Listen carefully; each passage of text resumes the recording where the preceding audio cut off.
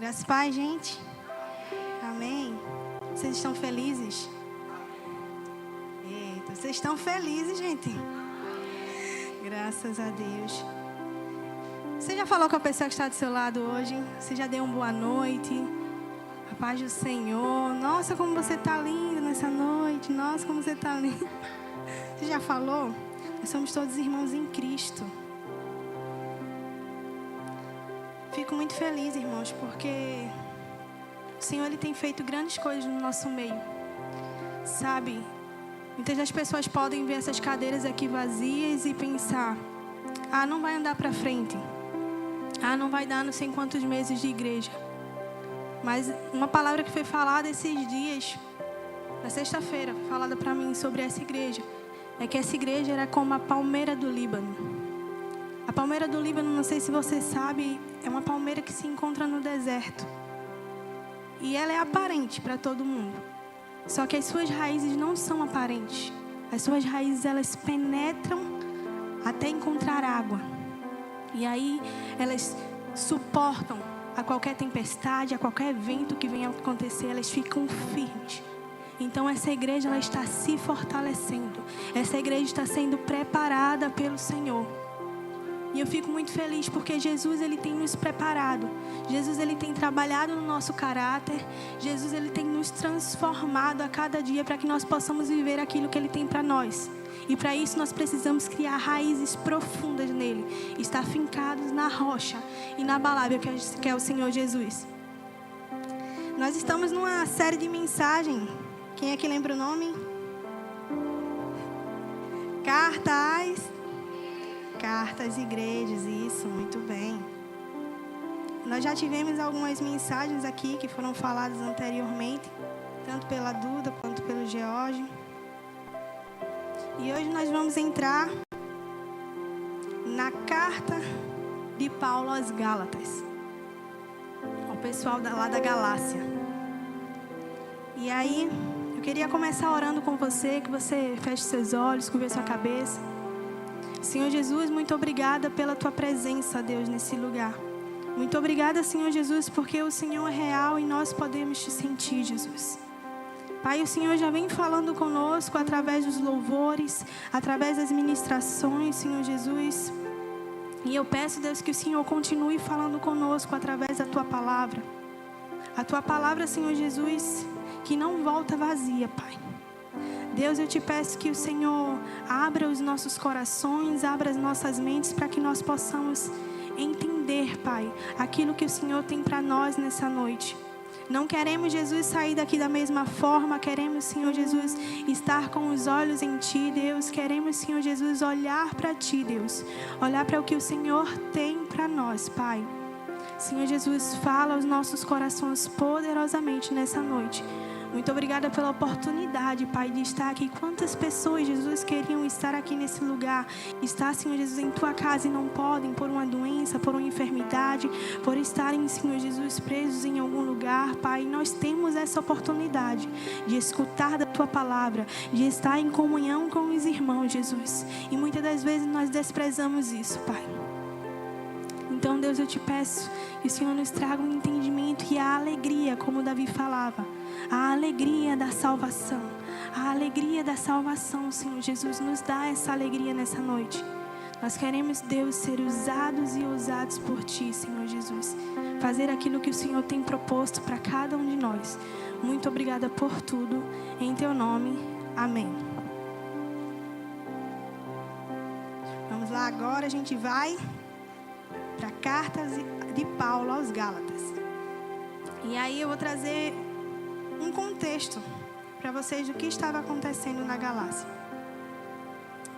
Existiam dois grupos religiosos naquele tempo, que eram os judeus e os gentios. Dois grupos distintos. E os judeus, eles eram aqueles que seguiam a Torá.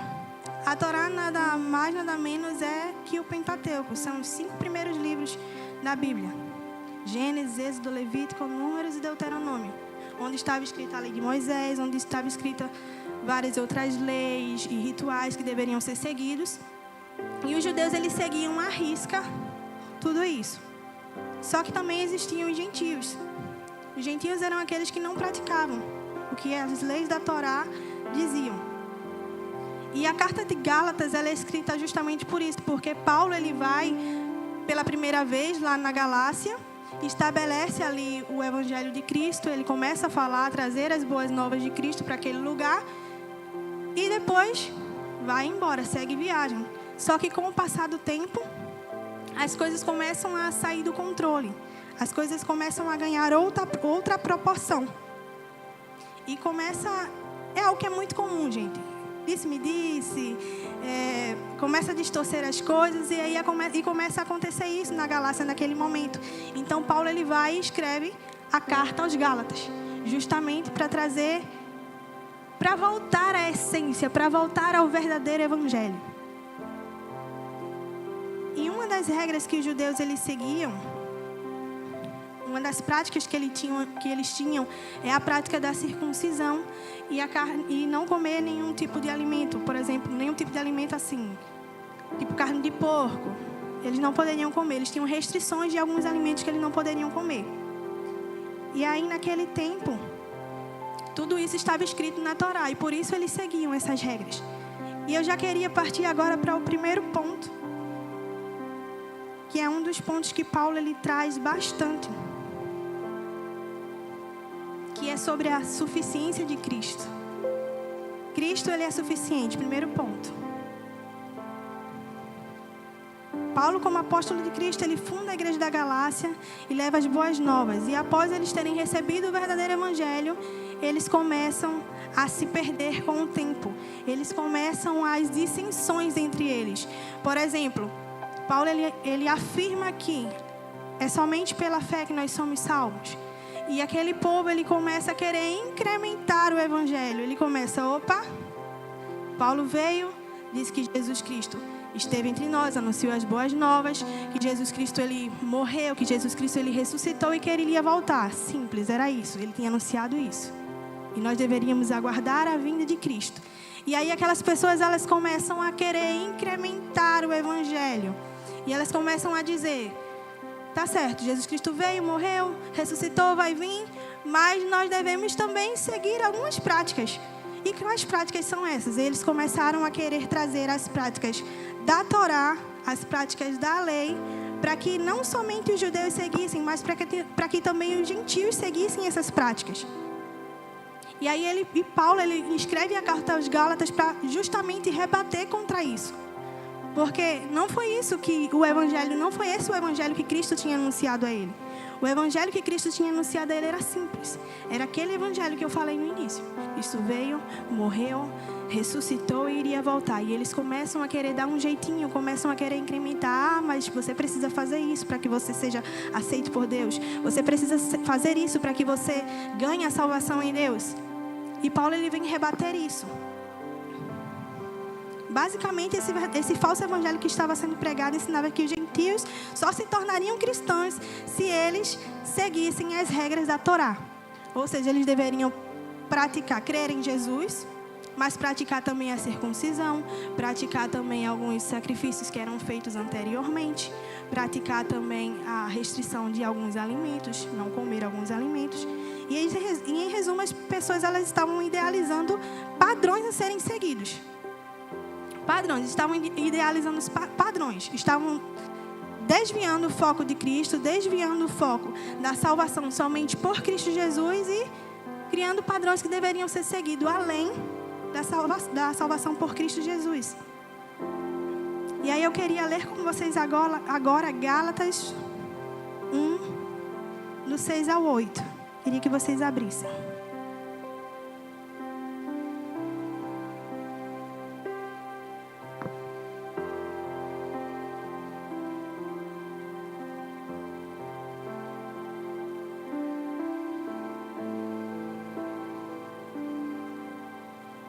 Gálatas 1, do 6 ao 8.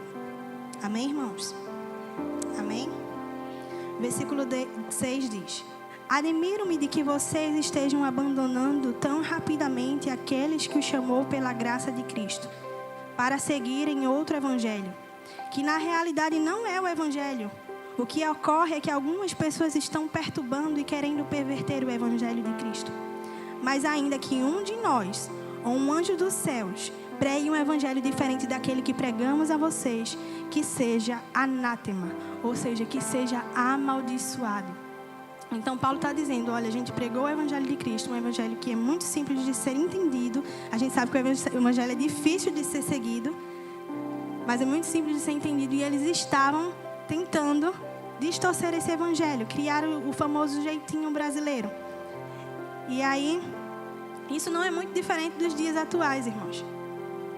Principalmente nós vemos assim em algumas igrejas, que você deve se encaixar em alguns padrões para poder ganhar a salvação. Ou até mesmo indo muito mais além.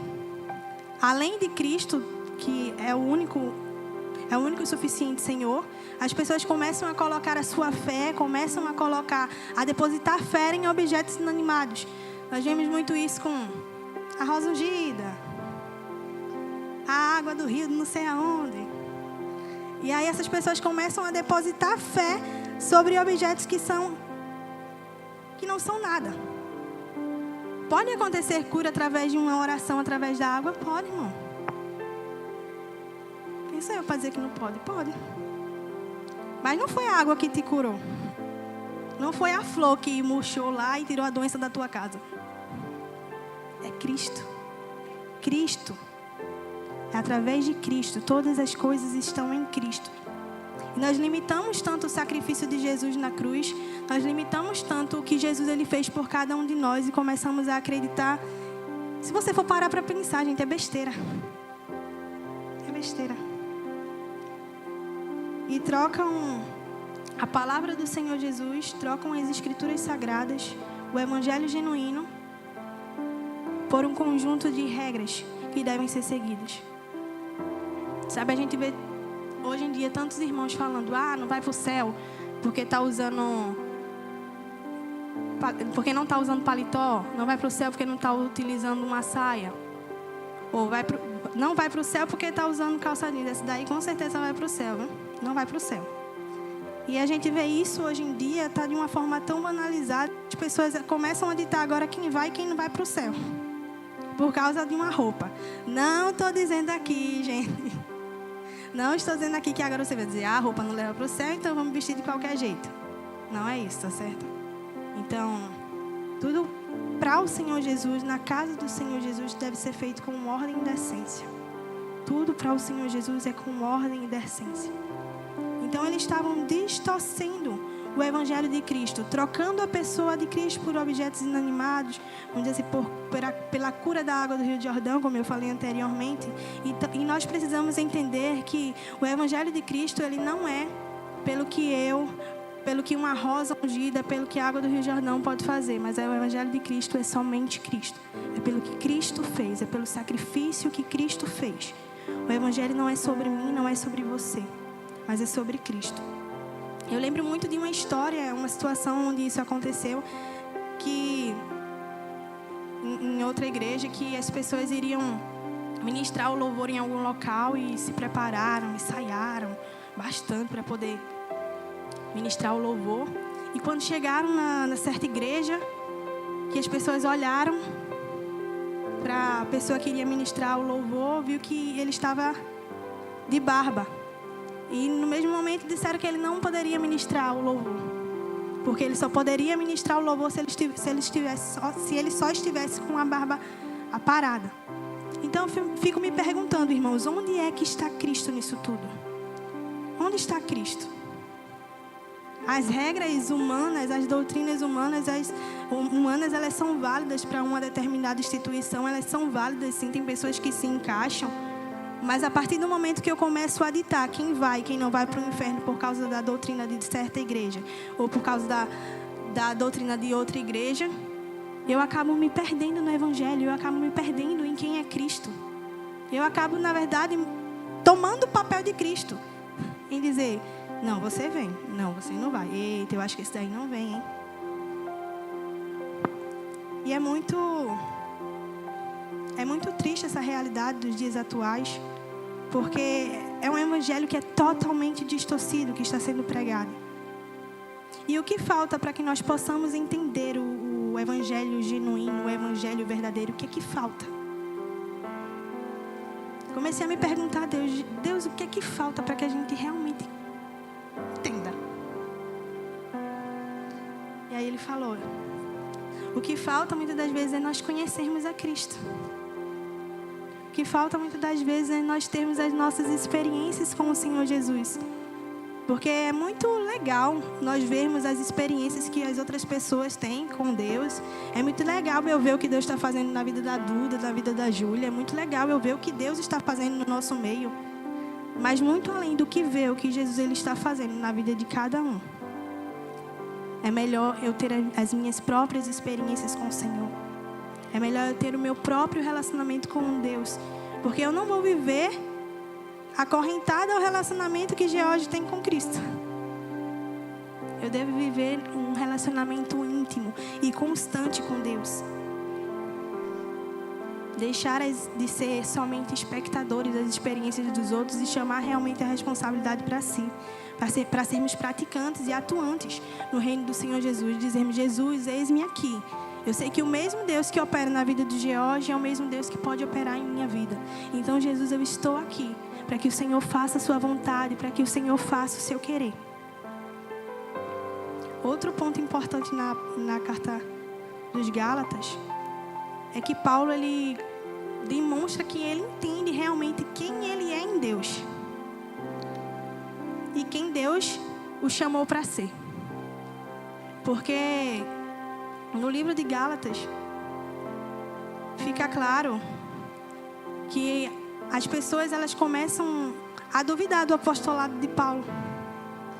Porque, não sei se vocês sabem, mas apóstolos mesmos eram considerados aqueles que andaram com Jesus em vida. Aqueles que estavam ali com Jesus, que palparam, que viram ele chorar, que estavam juntos em todos os momentos, eram considerados os apóstolos. Mas Paulo não.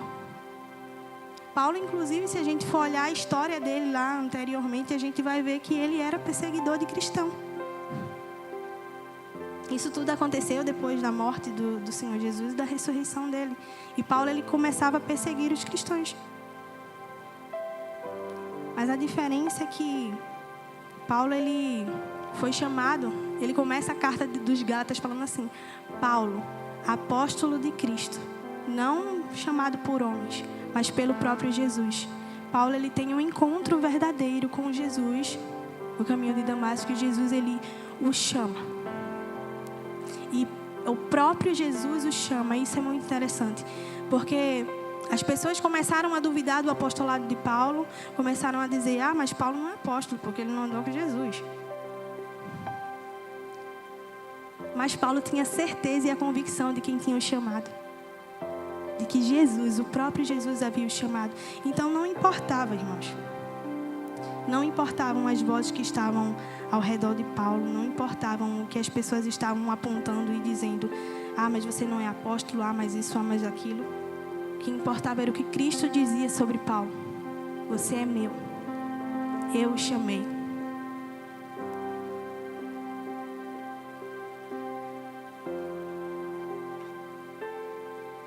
Paulo ele defende a autoridade dada por ele, dada por Deus a ele.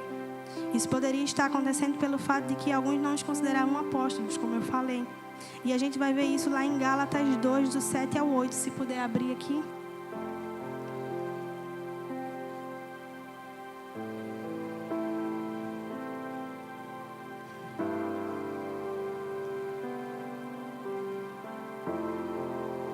Ao contrário, viram que me havia sido confiada a responsabilidade de anunciar as boas novas aos gentios, assim como a Pedro tinha sido confiada a responsabilidade de anunciar as boas novas aos judeus. Pode passar. Pois o mesmo Deus que atuou por meio de Pedro, como apóstolo aos judeus, também atuou por meu intermédio como apóstolo dos gentios. De fato, Tiago, Pedro e João, tidos como colunas, reconheceram a graça que me foi dada e aceitaram Barnabé e a mim como seus colaboradores. Eles nos incentivaram a dar continuidade à pregação aos gentios, enquanto eles prosseguiram trabalhando com os judeus. Então, Paulo ele vem dizendo aqui sobre a autoridade que Deus instituiu sobre a vida dele, de pregar o evangelho aos gentios. Como Paulo também reconhecia que Jesus ele tinha chamado Pedro para pregar para os judeus. Então, se você parar para pensar, a intimidade que Paulo ele tinha com Cristo, a intimidade que Paulo tinha com Cristo de poder ter a certeza e a convicção de quem havia o chamado, de que mesmo as pessoas falando ao redor dele isso e aquilo, de que mesmo muitas pessoas zombando do apostolado dele, ele permaneceu firme, dizendo: eu sou quem Deus diz que eu sou. Eu irei fazer o que Deus disse para eu fazer, independente do que vocês estejam falando, independente de que vocês estejam desconsiderando o que Cristo fez e irá fazer sobre a minha vida. Eu permaneço firme na promessa que me foi feita. Muitas das vezes acontece conosco, irmãos. As vozes que estão ao nosso redor. E muitas das vezes não é voz que é nem distante, é voz de dentro de casa mesmo, é voz de parente, é voz de pessoas que estão muito próximas. Pessoas que se dizem nossos amigos. Mas a questão é, a quem você vai dar voz?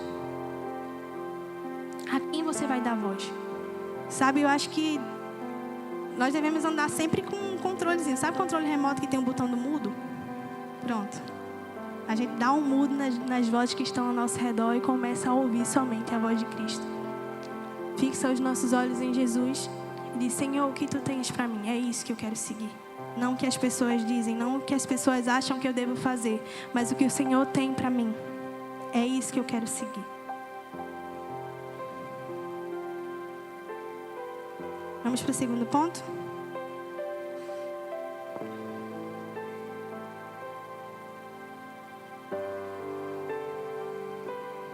Segundo ponto, a fé e a lei. Paulo, ele exorta os Gálatas por estarem colocando a lei em cima da fé. Como eu falei no começo, eles começaram a esquecer de colocar Cristo no centro de tudo, como que Cristo fosse, como se o sacrifício de Cristo não tivesse valido de nada, e começaram a querer colocar regras e leis a serem seguidas. Eu peço que abram, por favor, em Gálatas 3, do 1 ao 3.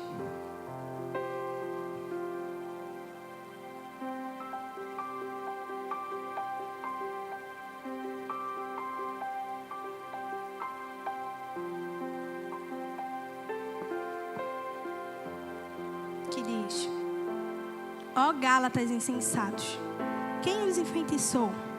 Não foi diante dos seus olhos que Jesus Cristo foi exposto como crucificado? Gostaria de saber apenas uma coisa: foi pela prática da lei que vocês receberam um Espírito ou pela fé naquilo que ouviram? Será que vocês são tão insensatos que, tendo começado pelo Espírito, querem agora se aperfeiçoar por esforço próprio?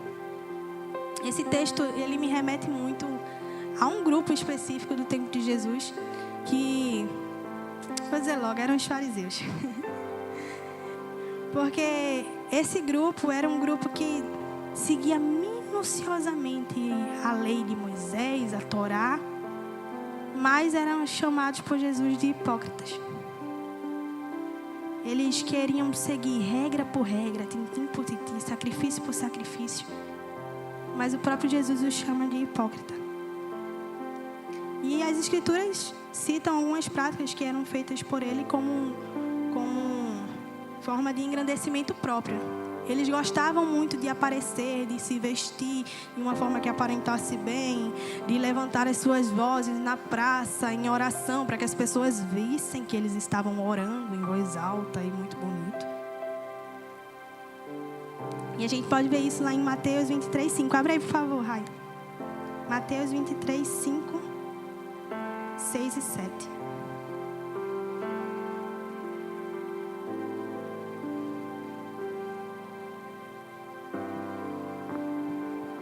Tudo o que fazem é para serem vistos pelos homens.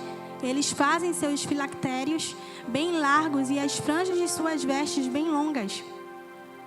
Gostam de honra nos banquetes e dos assentos mais importantes nas sinagogas, de serem saudados nas praças e chamados de mestres. Eles se engrandeciam tanto que eles esperavam que o Cristo viesse de uma maneira grandiosa. Eles esperavam que o Cristo não viesse montado no jumento.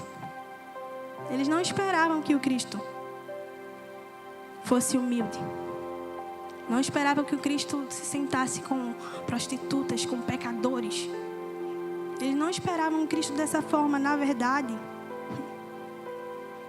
eles esperavam um Cristo que viesse como um libertador. Um Cristo que viesse libertar eles do Império Romano, que era o que imperava naquele momento. Tanto é que nessa mesma época existia um grupo chamado...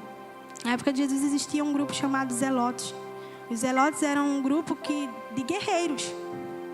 Eles literalmente treinavam para quando o Messias viesse, para que quando o Messias viesse, eles pudessem lutar com o Messias e tomar a posse do Império Romano. Mas Cristo, ele veio de um modo, de uma forma totalmente diferente do que os fariseus eles esperavam. E era exatamente isso que estava acontecendo com os Gálatas. Deixaram a fé de lado e começaram a somente focar na prática da lei. Esqueceram do sacrifício de Jesus e focaram na prática da lei. E aí Paulo, ele vem falando lá em Gálatas: o justo, ele não vai viver pela lei. O justo, ele vai viver pela fé. O justo, ele não vai viver pelas boas obras, pelas boas práticas. O justo, ele viverá pela fé. E fé em Cristo Jesus. E olha que incrível, o mesmo Paulo que fala que o justo, ele viverá pela fé, é o mesmo Paulo que ele fala sobre não desprezar a lei lá em Romanos. Lá em Romanos 3:31, Paulo fala: anulamos, pois, a lei pela fé? De maneira nenhuma, confirmamos a lei. E aí você pode se perguntar agora: ei, ficou confuso, hein? Não era só a fé? Mas a lei, ela apontava para Cristo. A lei, ela apontava para Cristo Jesus. Cristo, o cumprimento da lei.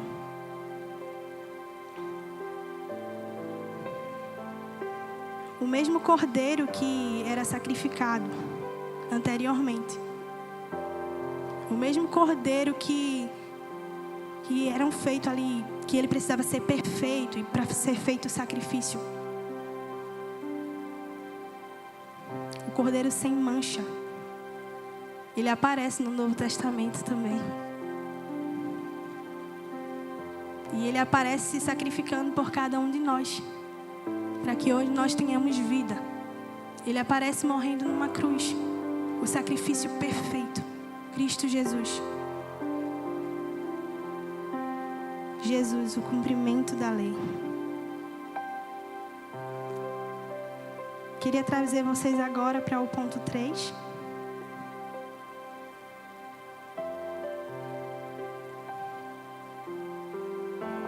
Que é o transformados. Que é quando Paulo, ele vem dizendo nos capítulos finais da carta aos Gálatas que nós somos filhos de Deus. Transformados por meio de Cristo e não por nós mesmos. Não por nossas obras, não porque somos bons, mas por causa de Cristo. E lembra do ponto que eu tinha falado anteriormente sobre relacionamento, que nós deveríamos buscar nos relacionar com o Senhor Jesus? Nesse ponto dos transformados, ele entra aqui novamente. Porque nós só somos transformados à medida que nós conhecemos ao Senhor Jesus. Nós só somos transformados à medida que Jesus, ele penetra de uma forma tão íntima em nossos corações, que aí a transformação, ela vem de dentro para fora.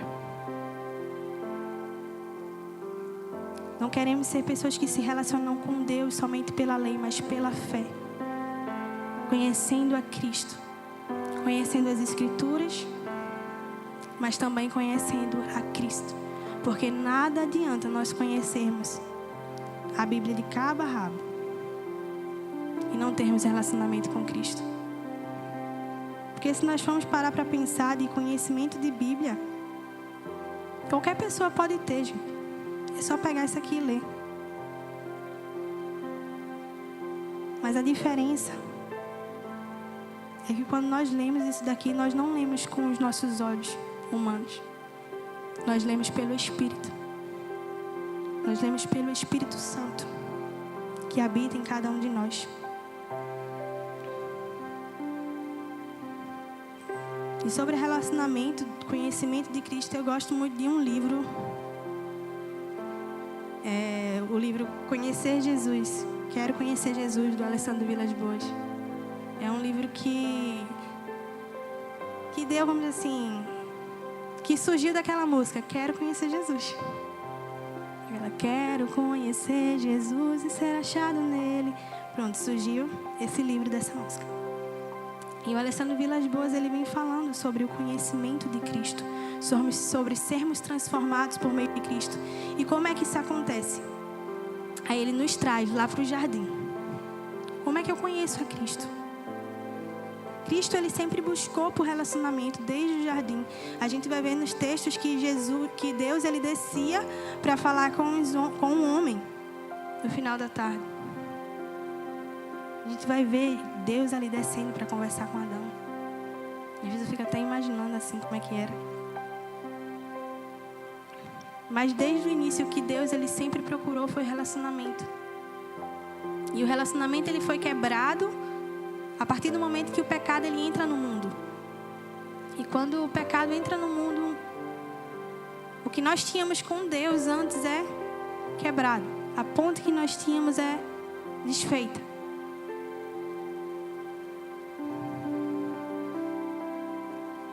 E muitas das vezes nós nos perguntamos, Jesus, qual é o meu chamado? Jesus, para que eu estou aqui na terra? Jesus, o que é que eu tenho que fazer para o Senhor? Qual é o meu chamado? E o Alessandro, nesse livro, ele vem dizendo que existe um chamado universal para todo cristão. Existe um chamado específico para cada cristão e existe um chamado universal. E o chamado universal, ele diz que é o chamado a conhecer a Cristo. Conhecer a Cristo. E quando nós nos achegamos a Ele, quando nós conhecemos a Ele, quando nós temos uma vida íntima com o Senhor Jesus, aí nós somos achados nele. Aí nós sabemos quem nós somos. Eu gosto muito do texto onde Pedro fala assim para Jesus. Jesus pergunta para os discípulos, e vocês? Quem dizem que eu sou? E Pedro se levanta e fala, tu és o Cristo, o Filho do Deus vivo. Eles sabiam quem Jesus era. Mas aí Jesus vem e responde, tu és Pedro. E sobre essa pedra eu edificarei a minha igreja. Então, quando nós sabemos quem Cristo é, Ele nos diz quem nós somos nele.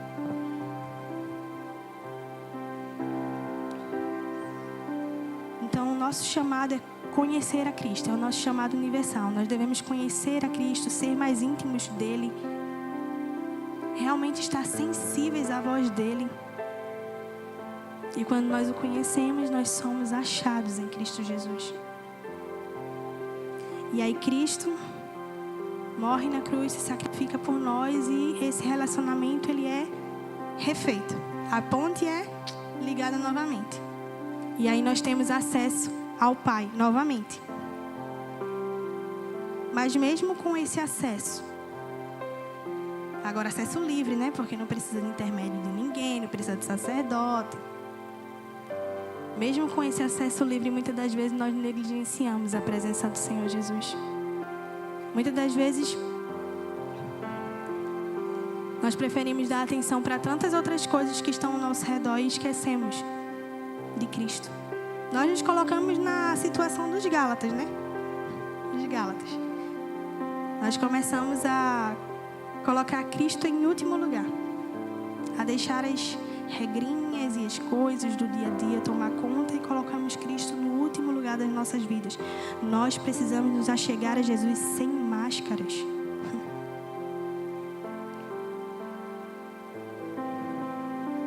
E quando nós nos achegamos a Jesus, quando nós temos relacionamento com Jesus, quando nós estamos íntimos com Cristo Jesus, aí acontece o que Paulo chama de fruto do Espírito. O fruto do Espírito, ele é gerado em nós. Paulo, ele vai estar descrevendo lá na carta aos Gálatas quais são os frutos do Espírito, dentre eles amor, alegria, paz, paciência, longanimidade, domínio próprio e entre outros. Mas se vocês pararem para prestar atenção, eu falei que o fruto do Espírito, ele é gerado. Não é assim, eu virei crente, fruto do Espírito. Não. O fruto do Espírito, ele precisa ser gerado em nós dia após dia. O fruto do Espírito, ele é algo que é gerado. Como qualquer outra planta ou qualquer outro fruto, precisa ser regado, precisa ser gerado. E uma das coisas que eu tenho aprendido, gente, é quando a gente pede paciência a Deus, Ele vai dar paciência sim, mas com algumas situações. Quando a gente pede mais amor a Deus, Ele vai dar amor, mas a gente vai exercer isso em algumas ações. Quando a gente pede domínio próprio,